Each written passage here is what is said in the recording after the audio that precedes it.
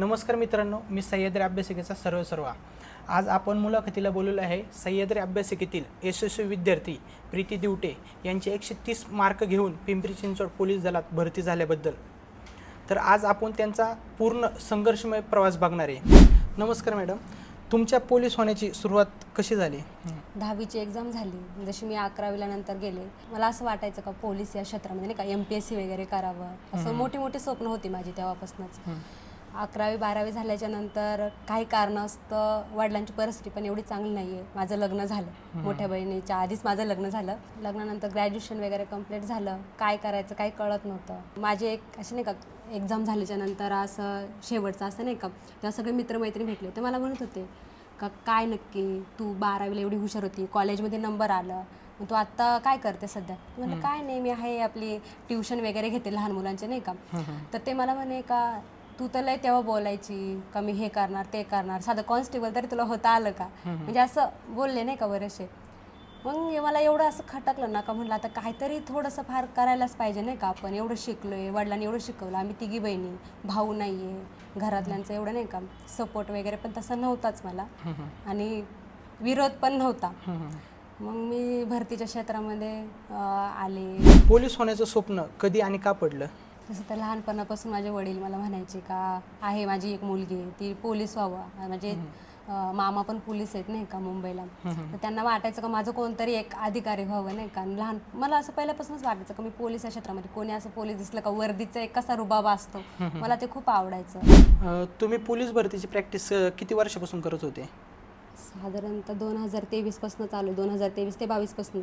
तर पहिल्या भरतीत तुम्ही आता समजा प्रत्येकाच्या संघर्षाची वेगवेगळी कहाणी असते, तर तुम्ही पहिल्या भरतीत किती मार्कांनी राहिले होते? पहिलं मी मुंबईला फॉर्म भरला होता, 32 मार्क पडले, कारण माझं ग्राउंडच 10:30ला झालं होतं, त्यावेळेस पाऊस वगैरे भरपूर प्रॉब्लेम चालू होते, तर मी 2 मार्कांनी लेखीसाठी बसलेच नाही, 34चा मेरिट लागलं। पुण्याला कारागृह होतं, तर कारागृहाला मला 40 मार्क पडले, पण लेखीला 78 मार्क पडले नाही का, त्याच्यामुळे मी 3 मार्कांनी तर वेटिंगला पडले। आता ही भरती झाली। जेव्हा तुम्ही असे समजा 1, 2, 3 मार्कांनी हुकले, मग त्यावेळेस घरच्यांचे रिएक्शन काय होते? म्हणजे घरचे काय म्हणले का नाही तुम्हाला? मला म्हणजे अजून किती दिवस करणार आहेस, बाद झालं, नसल जमत तुला कोणी फोर्स करत नाही तू कर म्हणूनच। म्हणजे मिस्टरांचं माझं असं होतं की नाहीच, सकाळी 6ला जाते घरातून, 4 वाजता उठते, स्वयंपाक तुझं करते, 4-6 वाजता तू घरातून येऊन जाते, संध्याकाळी 6ला येते, नक्की तू तिकडं काय करते? म्हणजे आम्ही पाहायला येत नाही ना तू काय करते काय नाही, म्हणजे असतं काही असं घरच्यांना टायमिंग देते, घरात वेगवेगळी कहाणी असते। जेव्हा मागच्या भरतीत तुम्ही 2-3 मार्कांनी राहिले, त्यावेळेस तुमच्या स्वतःला काय वाटलं का नाही? वाटलं, मला असं रडले खूप, मी असं कोणापाशी रडले नाही, कारण मला असं कोणापाशी रडायला पण आवडत नाही आहे, एकट्यामध्ये रडले, पण ठरवलं मी स्वतःलाच का व्हायचं तर व्हायचंच, आणि ते पण CPलाच व्हायचं। कारागृह वगैरे असं माझं कोणतं डोक्यातच नव्हतं पहिल्यापासून, म्हणून यावेळेससुद्धा मी कारागृहाचं सुद्धा ग्राउंड दिलं नाही, CP तर CPच, आणि ते पण पिंपरी चिंचवडलाच व्हायचं ठरवलं होतं। जिथं लोकांचं स्वप्न असतं पिंपरी चिंचवडला पोलीस होणं, आज तुम्ही त्या ठिकाणी पोलीस झाले, तर तुम्हाला आता कसं वाटतंय? आज जेच लोक नाव तेच मला फोन करून विचारताय छान झालं, असं झालं, अपेक्षा नव्हत्या। ज्यावेळेस तुमच्या मेरिट लिस्टला तुमचं नाव आलं, त्यावेळेस तुम्ही पहिला फोन कुणाला केला? आईवडिलांना। माझे वडील रडायलाच लागले तसं खरं सांगायचं तर। आईला पण छान वाटलं, आई माझी एकटीच कमवते घरामध्ये, माझे वडील काम करत नाहीत, कारण त्यांना त्रास होतो उन्हात वगैरे गेल्यावरती, तिला पण आनंद खूप झाला, म्हणजे भाऊ नाही आहे, एक आधार भेटला मुलीचा, आज कोणी बोलणार नाही त्यांना, असं जावयाच्या जीवावरती खाते, आज माझ्या आई बापांना मी सांभाळायला समर्थ आहे। तुम्ही अशा किती बहिणी आहेत? म्हणजे असं आम्ही तिघी बहिणी। मग दुसऱ्या दोघींना समजलं की बाबा आपली बारकी बहीण पोलीस झाली, तर मग त्यावेळेस त्यांना कसं वाटलं? माझ्या मोठ्या बहिणीला आनंदच झाला, खूप आनंद झाला, तिचं सारखीच विचारत होती तुझी कधी लिस्ट पडणार आहे, कधी लिस्ट पडणार आहे, काय होणार आहे, एवढे मार्क छान पडलेत, कधी होणार आहे। मग लहानगी बहिणी तर माझ्या सोबतच असायची, ती म्हणजे तू काळजी नको करू, होईल सगळं नीट होईल। ज्यावेळेस तुम्ही आता समजा ग्राउंड दिलं, ग्राउंडच्या लिस्टमध्ये तुम्ही बसले, मग पेपरला बसताना म्हणजे पेपरला 1-2 महिन्याचा कालावधी होता, त्या कालावधीत तुम्हाला कधी डिप्रेशन काय आलं का नाही?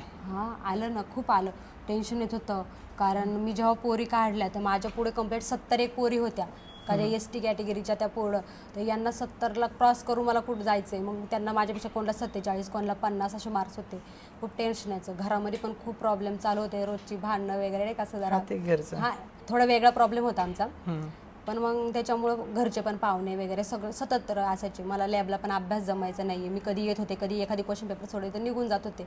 मग मला लॅबला आलं का एक शांत वाटायचं. डोकं कसं असतं, माइंड फ्रेश, जिथं शांतता भेटली तर छान वाटतं. आता तर तुम्ही सक्सेस झालेले, आता तुम्हाला काय बाकीच्यांना तर सर्वांना आनंद झाला असेल, पण तुम्हाला पण झाला असेल. तुमच्या मिस्टरांचे रिएक्शन काय, म्हणजे मिस्टरांना कसं वाटतंय तुमच्या? छान वाटते. त्यांना वाटत नव्हतं का मी होईल वगैरे, मी तिकडे टाइमपास करायला जाते असंच वाटायचं.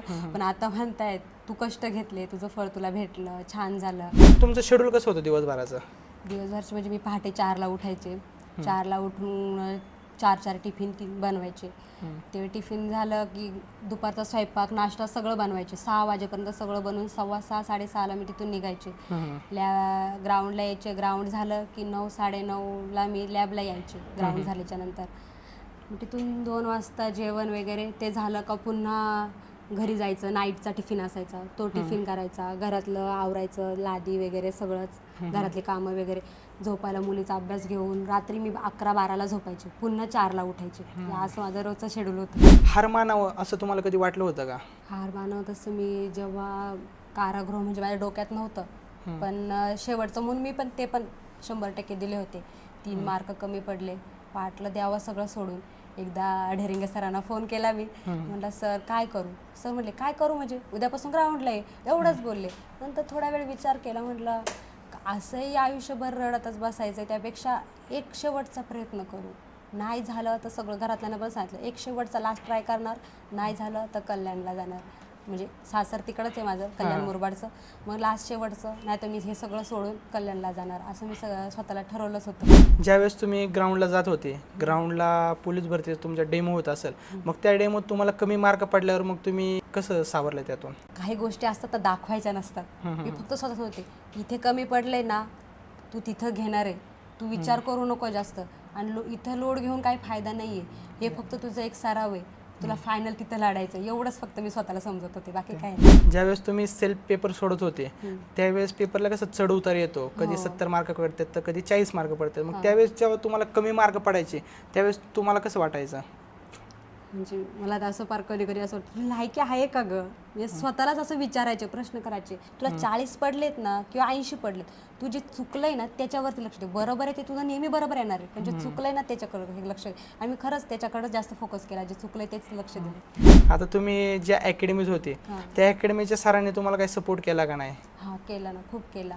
म्हणजे आता माझे मिस्टर मला पैसे वगैरे असं देत नव्हते, असे नाही आहे, देत होते. पण माझं घर खर्च वगैरे सगळं मला मॅनेज करायला लागलं. पुन्हा डबल त्यांच्याकडे मागता यायची नाही मला. आणि माझी सवयच आहे का मला असं कोणाकडे मागायला, म्हणजे ते मिस्टर असून तर आई वडील असो, मी कधीच कोणाकडे जास्त पैसे असं मागितले नाहीत. मला असं कसं तरी वाटायचं. मग त्यांनी मला महिन्याला पैसे दिले ना, मी तेवढ्यातूनच खर्च करायचे. मला कधी कधी अकॅडमीला, आणि अजूनसुद्धा माझी पेंडिंग आहे फी 4-5 महिन्याची. सरांना मी सांगितलं, म्हणजे सर माझ्याकडे पैसे नाही. सर म्हणजे ठीक आहे, नाही येत ना तू करते. सरांचं कसं असतं, जे प्रामाणिकपणे कष्ट करतो ना सर, त्यांना कधीच अडवत नाही. तुम्ही या, करा, सपोर्ट आहे. म्हणजे तुम्ही ज्या अकॅडमीत सह्याद्री अकॅडमी चाकणला, तर त्या अकॅडमीच्या सरांनी तुम्हाला भरपूर सपोर्ट केला. अजून सुद्धा मी 5 महिन्याची फी नाही भरली, भरायची मला. तरी बाकीच्या आपण अकॅडमी बघतो, आपण नाव नाही ठेवत कोणाला, पण कसं पैसे लगेच वेळच्या वेळ माझा हा महिना झाला त्या पैसे सर कसे बोलले, पण मी सर म्हणजे हो तू जा निघून, मी बोलतो. म्हणजे बाकींच्याकडे म्हणायचे, सरांनी पण तुम्हाला भरपूर सपोर्ट केला. मग त्यावेळेस जर का सरांनी सपोर्ट नसता केला तुम्ही मनातून थोडेफार तरी खचले असते. मुलगी म्हणून या क्षेत्रात तुम्हाला कोणते चॅलेंजेस आले? प्रश्न माझ्या स्वाभिमानावरती आला. प्रश्न माझ्या, ते काय म्हणतात, एक स्त्री आहे ती एवढा टाइम बाहेर कशी राहू शकते मुलगी. डाग पण लागले माझ्या स्वतःच्या चरित्रावरती सुद्धा लागले, बोटं उठवली गेली. पण स्वतःला समजवलं होतं, हे डाग तेव्हाच पुसतील जेव्हा तू काहीतरी होशील. आणि एखादी मुलगी बाहेर पडते म्हणजे याचा अर्थ असं नाही का ती फालतू आहे. काही संघर्ष करणाऱ्या पण असतात. मी फक्त सांगत होतं, मी बोलून दाखवणार नाही, करून दाखवणार, आणि ज्या दिवशी होईल त्या दिवशी सगळ्यांना उत्तर देणार. जर का समजा ह्या भरतीत तुमची निवड नसती झाली पिंपरी चिंचवड शहर पोलीसपदी, तर तुमचा सेकंड प्लॅन काय होता? मी तसं सेकंड ठेवलाच नव्हता.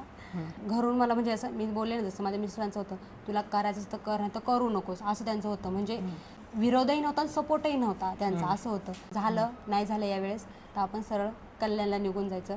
त्यांचा जॉब म्हणजे फिक्स होता नाही का, घरी वगैरे. मग तू घरचं बघ, मी माझं फक्त पोरीकडे लक्ष दे, असं त्यांचं वाटतं. आज मागे वळून बघितल्यावर स्वतःबद्दल काय वाटतं? असं तसं प्राऊडच फील होतं नाही का स्वतःबद्दल. असं म्हणजे ना धड सपोर्टही नव्हता, ना धड विरोधही नव्हता. रोजची बोलणी, एवढं सकाळचं उठायचं, हे ते करायचं, आई वडिलांचं सुद्धा नाही का असं हे वाटायचं का आज त्यांना कोण बघेल ना म्हातारपणामध्ये. माझ्या पप्पांना पण असं डोक्यामध्ये गाठ आहे, पॅरलेचे 2 झटके येऊन गेलेले त्यांना. म्हणजे असं वाटायचं कुठंतरी होऊन जावं असं वाटायचं नाही का, रडू यायचं कधी कधी.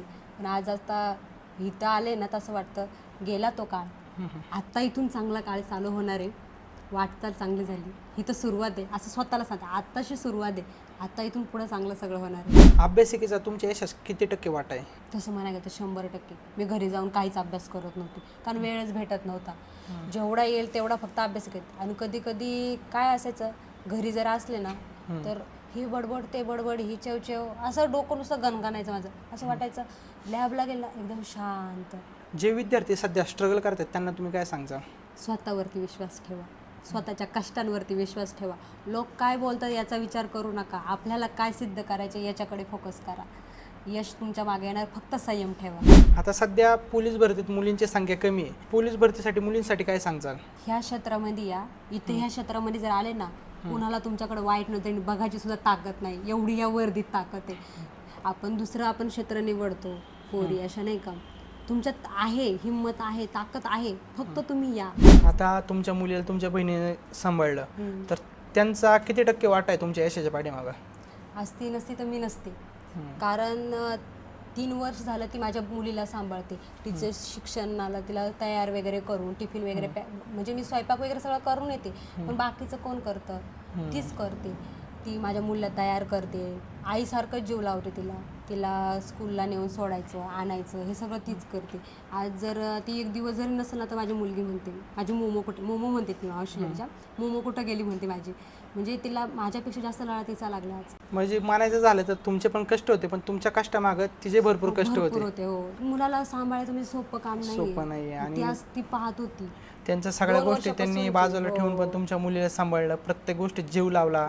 जेव्हा तिला एक्झाम वगैरे होती तेव्हा तिने केलं, पण तिला बघून तिने अभ्यास वगैरे पण तिचा केला. तर माझं अभ्यासिकेतील सर्व मुलं मुलींना एकच सांगणे, प्रीती मॅडमनी जसं तुम्ही जर संघर्ष त्यांची कहाणी आता बघितलेलीच आहे, तर त्यांच्यासारखं सेम कष्ट करा. प्रत्येकाच्या आयुष्यात काही ना काही प्रॉब्लेम येतच राहतात. तर ह्यांच्या पण आयुष्यात भरपूर प्रॉब्लेम आले होते. घरची परिस्थिती तुम्ही त्यांचे बघा, लग्न झाल्याच्या नंतर परिस्थिती बघा. लग्न ह्यांचं 12वीचा रिझल्ट लागायच्या आधी झालं, तर तुम्हाला माहिती आहे. आणि ह्यांना एक बारीक मुलगी आहे. तर सगळी घरची कामं, डब्बा बिब्बा, परत मुलीचं बघणं, तिचं शाळेत, परत अभ्यास करणं, ह्या सोप्या गोष्टी नाही आहेत. घरचं प्रत्येकाला टेन्शन असतं. आता जी मुलं अभ्यास करतात, तुमची मम्मी डब्बा बनवून देते तुम्हाला काय डब्बा घेऊन येतं, इथं जेवायचं, घरी गेलं की झोपायचं. ह्यांना सकाळी ग्राउंड करायचं, परत अभ्यास करायचं, घरी जाऊन परत स्वयंपाक बनवून जेवून झोपायचं. म्हणजे घरची धुणं, भांडी, कपडे, सर्व गोष्टी ह्यांनाच करायला लागत होत्या. मग ह्या जर का होऊ शकतात तर तुम्ही काय होऊ शकत नाही. टाइमपास सोडा, मोबाईल बाजूला ठेवा, कष्ट केलं, प्रामाणिक कष्ट केलं तर यश नक्कीच भेटणार. जसं की आज ह्यांना भेटले. पिंपरी चिंचवड म्हणजे टॉपचा जिल्हा, म्हणजे टॉपचं ठिकाणी आहे. त्या ठिकाणी पोलीस होणं म्हणजे सोपी गोष्ट नाही आहे. आज पण भरपूर ठिकाणची मुलं मुली आहे ना 129-28 मार्क घेऊन वेटिंगला पडलेले आहेत. मग तुम्ही विचार करा, कॉम्पिटिशन सोपी राहिलेली नाही. मन लावून अभ्यास करा. जसं ह्यांनी 2 ते 3 वर्ष अभ्यास केलेला आहे मन लावून, तसा तुम्ही पण मन लावून अभ्यास करा. एक ना एक दिवस तुम्हाला फळ नक्कीच भेटेल. तर आपली चाकण या ठिकाणी सह्याद्री अभ्यासिका चाकण नावाने अभ्यासिका आहे, मुलचंद मिलच्यावरती 3ऱ्या मजल्यावर. तर आपल्या अभ्यासिकेत सर्वात महत्त्वाची गोष्ट, मुलींचं वॉशरूम सेपरेट आहे, डिस्कशन हॉल आहे, जेवणाचा हॉल आहे, दररोजचे न्यूजपेपर आहे, इन्व्हर्टरचा बॅकअप आहे, प्रत्येक डेस्कला लॅम्प, चार्जिंगचा पॉईंट आणि कुशनची खुर्ची आहे. आणि 5 प्रकारचे वायफाय आहे, ऑल एरिया CCTV, लाईट जरी गेली तरी क्विकली लगेच इन्व्हर्टरचा बॅकअप भेटतो. तर तुम्ही पण आपल्या अभ्यासिकेत या 2-4-5 दिवस डेमोसाठी बसून बघा. ज्यावेळेस तुम्हाला आपली अभ्यासिका आवडेल त्याच वेळेस तुम्ही अभ्यासिकेत ॲडमिशन घ्या. तुम्ही महाराष्ट्रात कोणत्याही अभ्यासिकेत जा, अभ्यासिका प्रत्येक चांगली असते, कोणत्याही अभ्यासिकेत जा, फक्त अभ्यास करा. आणि आपलं जे आईवडिलांचं नाव असतं, आईवडिलांनी जे आपल्याला सांभाळलं आहे, छोटंसं मोठं केलं आहे, त्यांच्या पाठीमागे त्यांचे भरपूर कष्ट आहे. कधी ते उपाशी पण झोपले असतील, त्यांचं नाव आयुष्यभर आपल्या छातीवर घेऊन मिरवा. त्यासारखी अभिमानाची गोष्ट कोणचीच नाही. धन्यवाद.